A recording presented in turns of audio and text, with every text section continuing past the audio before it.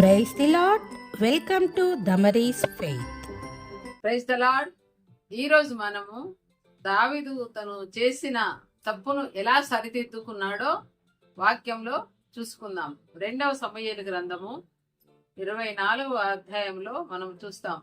దావీదు తన సైన్యాధిపతిని యోవాబును పిలిచి, నువ్వు పోయి దాను మొదలుకొని బెయేర్షెబ వరకు ఎంత మంది ఉండరో జనాన్ని లెక్క పెట్టమని చెప్పాడు. అప్పుడు ఆ యోవాబు అంటాడు, ఎందుకు దేవుడు ఎంతో నూరంతలు ఎక్కువ చేస్తాడు కదా అంటే వినలేదు. రాజు కాబట్టి ఆయన రాజు ఏది చెప్తే అది చెయ్యాలి. కాబట్టి ఈ రాజు దావీదు ఆజ్ఞాపించాడు అనమాట. వెళ్ళమనగానే యోవాబు వెళ్ళి ఆ యొక్క సైన్యాన్ని మరి లెక్క పెట్టి వచ్చినాడు. 1,000 మంది అని చెప్పినప్పుడు వెంటనే దావీదుకు బాధ వచ్చేసింది లోపల. అయ్యో, నేను తప్పు చేస్తానే, దేవుడు ఎంత మందినైనా సైన్యాధిపతులను ఇస్తాడు, సైన్యాన్ని ఇస్తాడు, ప్రజలను ఇస్తాడు, ఆకాశ నక్షత్రాల వాళ్ళే విస్తరింపజేస్తా అని సెలవిచ్చిన దేవుడు నేను మనుషులను లెక్క పెట్టమని పంపించానా అని తాను హృదయంలో నొచ్చుకొని బాధపడతా ఉంటాడు, పశ్చాత్తాపడతా ఉంటాడు. అయ్యో, నేను తప్పు చేశాను పశ్చాత్తాపడతా ఉంటే అప్పుడు గాదు ప్రవక్త వస్తాడు. గాదు ప్రవక్త వచ్చి ఆయన చెప్తాడు అనమాట, నువ్వు చేసిన తప్పుకు శిక్ష అనుభవించాలి. ఏమిటా శిక్ష? ఆ గాదు ప్రవక్త వచ్చి అంటాడనమాట. ఏమంటాడు? 7 సంవత్సరాలు కరువు నువ్వు చేసిన తప్పుకు. చిన్న తప్పు. ఏం తప్పు? ప్రజలను లెక్క పెట్టమని చెప్పాడు దావీదు. ఎంతమంది ఉండ్రో లెక్క పెట్టమని చెప్పాడు. అది మరి కోపం వచ్చేసింది దేవుడికి.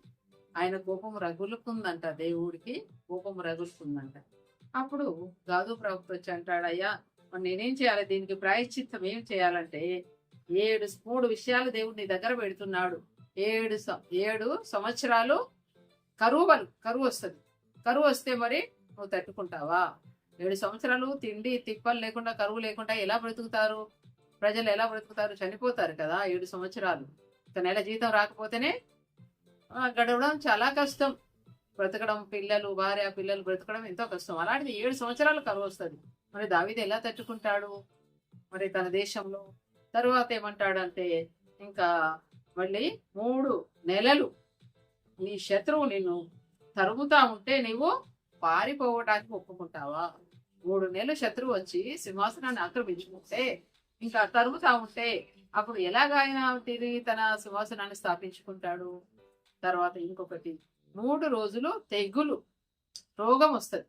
ఆ 3 రోజులు తట్టుకుంటావా అని ప్రవక్త వచ్చి చెప్తాడు. నేను దేవుడు చెప్పాలి, ఏం చేయాలో, నువ్వు ఏది కోరుకుంటావో కోరుకో అంటాడు. అప్పుడు దావీదు అంటాడు, అయ్యో నేనేం చేయాలా? 7 సంవత్సరాలు కరువు అంటే ఈ ప్రజలు ఎలా బతుకుతారు? 3 సంవత్సరాలు మరి శత్రువు వచ్చి తరిమితే మరి ఏ విధంగా బ్రతకగలను? 3 రోజులు తెగులు అయినా కూడా అది కూడా రోగం వస్తే ప్రజలంతా చనిపోతారు. ఏ విధంగా? ప్లేగ్ వ్యాధి వచ్చో, లేకపోతే కరోనా లాగానో, రకరకాలుగా ఏదో ఒక వ్యాధి 3 రోజులు దేవుడు తెప్పిస్తాడంట. ఆ 3 రోజులు తట్టుకుంటావా? ఈ 3 రోజులు ఏదో ఒకటి కోరుకో అని చెప్పాడు. అప్పుడు దావీదు అంటాడు, నేను ఏమి చేయగలను? కలవరంతో నిండి ఉన్నాను. దేవుడి కోపం నా మీదకి దిగి వచ్చింది. నేనేం చేయాలా?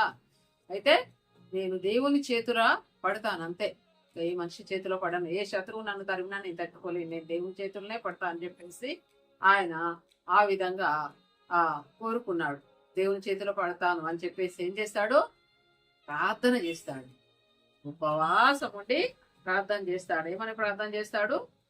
ఇంకా తనంటాడు, ఆ యొక్క దేవుని దూత వచ్చేసి ప్రజల్ని చంపడం మొదలుపెట్టేసేసి, తెగులు వచ్చేసేసి, దూత వచ్చి ఆ చేయి చాపి అందరిని ముత్తుతా ఉంటే చనిపోతా ఉంటే 70,000 మంది చనిపోయారు.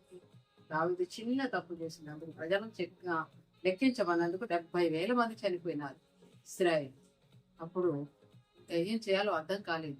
దావీదు ఏడుస్తా ఉన్నాడు, ప్రభువా నన్ను కనికరించి, నేను కదా తప్పు చేసింది, నేను నా తండ్రి ఇంటి వారము పాపం చేశాము, నేను చిత్తగించు ప్రభువా, పాపం చేసింది నేనే దుర్మార్గంగా ప్రవర్తించాను.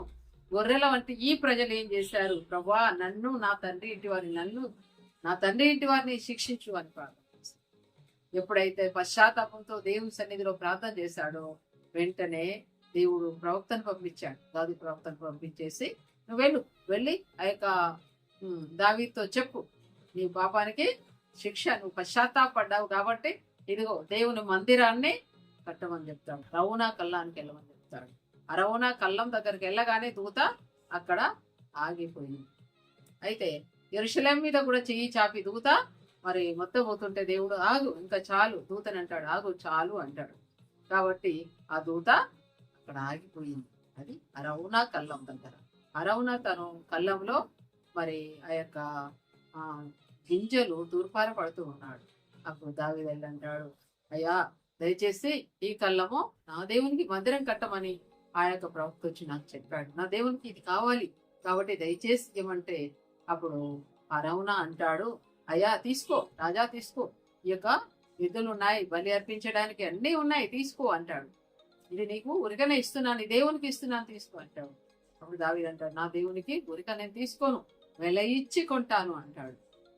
వెల ఇచ్చి కొంటానని చెప్పేసి దావీదు అక్కడ మరి ఏం చేసినాడంటే వెల ఇయ్యక నేను తీసుకోనని చెప్తాడు. చెప్పి 10 తులముల వెండికి 50 తులాల వెండికి ఆ యొక్క అరౌనా కల్లాన్ని కొన్నాడు. దేవునికి యెహోవా దేవునికి బలిపీఠం కట్టి దేవుని స్తుతించి ఆరాధించేవాడుగా ఉంటున్నాడు. ఆ విధంగా దేవుడు మరి దేవుని కోపం వచ్చినప్పుడు చిన్న తప్పు చేశాడు దావీదు. ఆ చిన్న తప్పుకు ఏం చేశాడు? పశ్చాత్తాపడి ఏడ్చాడు. ప్రభువా నన్ను కనికరించు, నన్ను క్షమించు, గొర్రెల వంటి ఈ ప్రజలు ఏం చేశారు, గొర్రెల వంటి వీళ్ళేం చేశారు, నన్ను క్షమించు, నా తండ్రి ఇంటి వారిని శిక్షించు, నన్ను శిక్షించు అని తన్ను తాను అప్పగించుకున్నాడు దేవునికి. ఇప్పుడైతే పశ్చాత్తాపంతో ప్రార్థన చేశాడు, దేవుడు క్షమించినాడు. ఆ విధంగా ఆ యొక్క ఎక్కడ అరౌనా కల్లం దగ్గర మరి యేసుక్రీస్తు వారు తీర్పు తీర్చడానికి ఈ లోకం ఇస్తున్నాడు.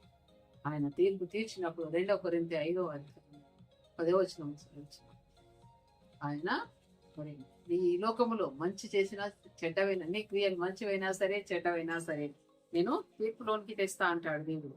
కాబట్టి మనం ఈ లోకంలో మరి ఆ దేవుని తీర్పుకు గురి కాకుండా ఉండాలంటే పశ్చాత్తాపడాలి. నేడే సమయం ఉండగానే ప్రభువా నన్ను కనికరించు, నన్ను క్షమించు, మన తప్పులు మనకు తెలియదు. కానీ దేవుని సన్నిధిలో మోకరించినప్పుడు, దేవుని వాక్యపు వెలుగులో చూసుకున్నప్పుడు మన తప్పుల్ని దేవుడు మనకు చూపిస్తాడు. అప్పుడు ప్రభువా నన్ను కనికరించు, దేవా నన్ను క్షమించయ్యా అని ప్రార్థన చేస్తే దేవుడు క్షమించేస్తాడు, ఆశీర్వదిస్తాడు. దావీదును క్షమించినాడు, ఆశీర్వదించినాడు. దేవుని మందిరం కట్టడానికి సమస్తం సమకూర్చి పెట్టినాడు. ఆయన కట్టలేదు కానీ ఆయన కుమారుడైన సొలొమోను దేవుని మందిరాన్ని కట్టించగలరు. అంత గొప్ప ధన్యత కదా. మరి ఈరోజు నీ జీవితంలో నీవు ఏదైనా దేవునికి వ్యతిరేకంగా చేయకూడని పని ఏమైనా చేస్తే ప్రభువా నన్ను క్షమించు అని దేవుని వాక్యం వెలుగులో దేవుణ్ణి అడిగినట్లయితే ఆయన కనికరిస్తాడు, క్షమిస్తాడు, దీవిస్తాడు. ఆయన ఆ కళ్ళం దగ్గర, అవునా కళ్ళం దగ్గర, ఆ కళ్ళం దగ్గర దాన్ని ఆ కళ్ళాన్ని వెలయిచ్చి కొన్ని దేవునికి బలిపీఠం కట్టి ఆరాధించి దేవుని స్తుతించాడు. మన హృదయం కూడా దేవునికి బలిపీఠం. మన హృదయంలో పడిపోయిన బలిపీఠం ఉన్నట్లయితే దేవునికి ఇష్టం కాని కార్యం ఏదైనా చేస్తే దేవుని కోపం రగులుకుంటుంది. ఆయన కోపం రగిలితే ఏం చేస్తాడు అంటే దావీదు చేసినట్లే ఆ విధంగా చేస్తాడు. కాబట్టి దేవుని కోపం రగలక ముందే మన పాపములు మనం దేవుని దగ్గర ఒప్పుకోవాలి. ప్రభువా కనికరించు, దేవా క్షమించయ్యా, దావీదు అడిగినట్లుగా నన్ను నా తల్లి ఇంటి వారిని శిక్షించయ్యా, నేను తప్పు చేశాను, నా వల్ల అమాయక ప్రజలు బలైపోతున్నారని ఎప్పుడైతే క్షమించను అని అడుగుతావో అప్పుడు దేవుడు ఆశీర్వదించేవాడుగా ఉంటాడు. ఈ నా జీవితంలో ఆ విధంగా వాక్యం వెలుగులో దేవుని వాక్యం దేవుని వాక్యం మాట్లాడుతుంది మనతో. ఎప్పుడు? దేవుని వాక్యం చదివినప్పుడు, దేవుని వాక్యం విన్నప్పుడు, దేవుడు అని పేరు పెట్టుకొని, దేవుని పేరు పెట్టుకొని, క్రైస్తవులం అని పేరు పెట్టుకొని బైబిల్ చదవడం లేదు, ప్రార్థించడం లేదు, దేవుని మందిరానికి వెళ్ళడం లేదు. ఏ విధంగా దేవుని రాజ్యం చేస్తాం? ఈ లోక రాజ్యము కొన్ని దినాలే, దేవుని రాజ్యం శాశ్వత రాజ్యం, అది యుగ యుగాలు ఉంటుంది. ఈ లోకంలో కొన్ని రోజులే బ్రతికేది. ఈ మట్టి శరీరం కొన్ని రోజులే బ్రతికేది. కానీ దేవుని రాజ్యంలో యుగ యుగాలు ఉంటాం. ఆ యుగ యుగాలు ఉండే ఆ రాజ్యంలో ఉండాలంటే ఈ లోకంలో నేడు అనే సమయం ఉండగానే ప్రభువా నన్ను కనికరించు, దేవా నీకు వ్యతిరేకంగా ఏం తప్పు చేశాను, ఏం పాపం చేశాను, నన్ను క్షమించు ప్రభువా అని ఎప్పుడైతే అడుగుతామో ఆయన కనికరించేవాడుగా ఉంటాడు, ఆయన క్షమించేవాడుగా ఉంటాడు, దీవించేవాడుగా ఉంటాడు. శాశ్వత రాజ్యములో నీకు నాకు స్థలం సిద్ధపరుచున్నాడు. యోహాను సువార్త 14 అంటాడు, నీకు స్థలం సిద్ధపరచ వెళ్ళుచున్నాను, నేను స్థలంలో మీరును లాగున మరలా వచ్చి మిమ్మల్ని తీసుకుని వెళ్తా అంటాడు. ఆయన వచ్చి తీసుకొని వెళ్ళే దేవుడుగా ఉన్నాడు. నిత్య రాజ్యంలో యుగ యుగాలు ఉండే రాజ్యంలో ఉండడానికి నన్ను ఆయన కోరుకున్నాడు. కాబట్టి దావీదు తాను చేసిన చిన్న తప్పుకు ఏం చేశాడు? క్షమించమని దేవుడి దగ్గర అడిగాడు. ఎప్పుడైతే క్షమించమని అడిగాడో దేవుడు క్షమించాడో, ఆశీర్వదించాడు. నా జీవితంలో, మన జీవితంలో, మన హృదయంలో ఉన్న బలిపీఠం సరిగ్గా ఉందా? పడిపోయి ఉందా? ప్రార్థన ఉందా? ప్రార్థన జీవితం ఉందా? బైబిల్ చదువుతున్నామా? ప్రార్థిస్తున్నామా? బైబిల్ చదవంది దేవుడు ఎట్లా మాట్లాడతాడు? వాక్యం చదవంది దేవుడు ఎట్లా మాట్లాడతాడు? ప్రార్థన చేయండి దేవుడు నీతో నాతో ఏ విధంగా మాట్లాడతాడు? బైబిల్ చదివి, వాక్యం చదివి, ప్రార్థన సహవాసములో ఉండి దేవుని స్తుతించి ఆరాధించినప్పుడు ఆయన మన జీవితంలో మన తప్పులు మనకు తెలియజేస్తాడు. అప్పుడు ప్రభువా కనికరించి క్షమించి దీవిస్తాడు, ఆశీర్వదిస్తాడు. దేవుని కొద్ది వాక్యాన్ని దీవించును గాక. మీకోసం ప్రార్థన చేస్తాను. ప్రేమ గల జీవం గల పరిశుద్ధ పరలో తండ్రి, నీకు స్తోత్రం ఉందాం తెలుస్తున్నాను. గొప్ప దేవుడు పూజనడు స్తోత్రం అయ్యా. ఈ యొక్క సమయంలో తండ్రి విడిచిన లేఖన భాగాన్ని బట్టి వందనాలు. దావీదు చిన్న తప్పు చేస్తున్నాడు. ఆ యొక్క జనసంఖ్య లెక్కించినందుకు కోపం వచ్చింది. దేవుని కోపము రగులుకున్నది, ఇశ్రాయేలు మీద రగులుకున్నది. ఆ విధంగా వారిని తెగులుతో మొత్తే సమయాల్లో ప్రభువా నన్ను క్షమించమని అడిగాడు. నా తండ్రి ఇంటి వారిని క్షమించమని అడిగాడు. దేవుడు ఆశీర్వదింపజేశాడు. ఈ రోజు వినిచున్న బిడ్డల్లో ఎవరైనా ఆ విధంగా దేవునికి వ్యతిరేకంగా ఏదైనా పాపం చేస్తే కనికరించండి దేవా, వారిని క్షమించండి నాయన. మీ రాజ్యం కోసం వారిని సిద్ధపరచండి. ఈ జీవవాక్యానికి నీరు కట్టి కలిపేసి వారిని, వారి కుటుంబాలను దీవించండి నాయన.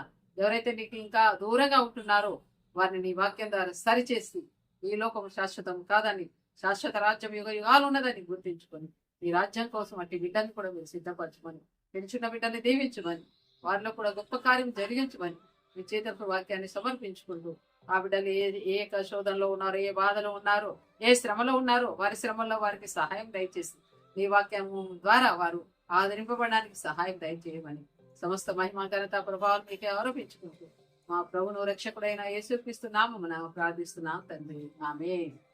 God bless you. Thank you. Praise the Lord. ఇంతవరకు ఎవరైతే సబ్స్క్రైబ్ చేసుకున్నారో వారందరికీ నా ధన్యవాదాలు. ఇలాంటి మరెన్నో వీడియోస్ కొరకు please like and share, subscribe my channel. Thank you. Praise the lord.